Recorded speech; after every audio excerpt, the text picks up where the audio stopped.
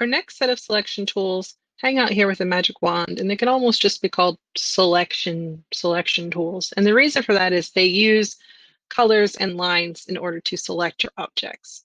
So to start with the magic wand tool, it's over here in the toolbar. It looks like a magic wand with little like sparks coming off of it. And you'll see when I hover, it tells me what it does.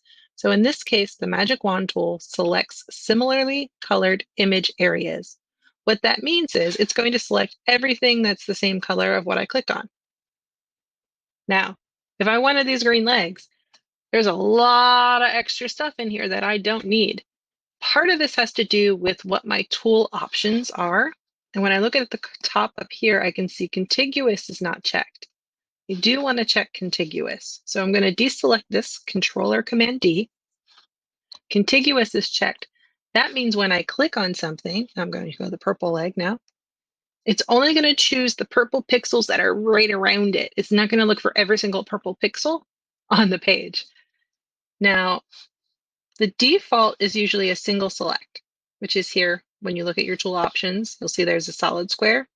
There's two squares together. This means you can add on to your selection.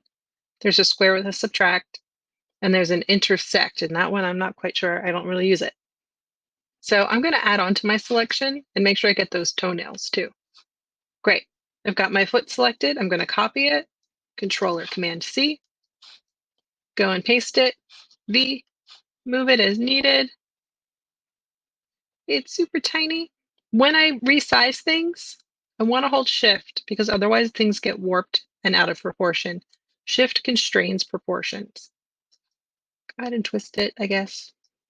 And I'm going to hit Enter to apply that transformation. Come over here to my layer and name it left foot.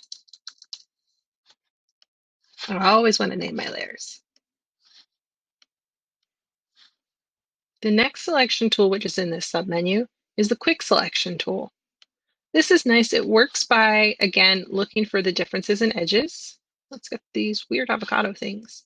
So I've got my Quick Selection tool, and I'm going to, oh, my brush is really tiny. Make sure my brush size is visible. So here are my tool options. I've selected my tool from the toolbar, and I'm going to go, I want a single selection. Ooh, I need my brush to be a little bit bigger than 3 pixels. 15 seems to be the default. I'm going to go with 15 for now. And when I click, you can see it's pretty much done a really great job right away. So that looks wonderful. It didn't do as good a job on the horn earlier, so let me try that. Okay, so I'm going to try on the horn with the Quick Selection tool. Single selection, 15 pixels. Okay, that did all right. And it was nice about this, unlike the magnetic glasses, I can let go of my mouse. With now, it will still continue to add on to my selection. So I'm going to copy this, Control or Command C, come into my destination file, and paste it.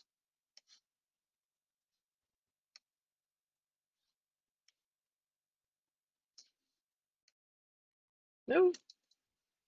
Command Z to undo something, by the way. Happy with it. I'm going to call it right horn. You know what's really bugging me, though, is as I look at this, my mouth here, there's all kinds of extra artifacts, right? There's a divot, there's all this extra white. I'm not sure that this is one I want to use. I'm not feeling it. I'm going to delete this mouth. I'm deleting it. I've got my move tool. I've clicked on it. I know I have it selected because it has this bounding, has this bounding box around it. And I'm just going to click on the trash can or hit delete on my keyboard.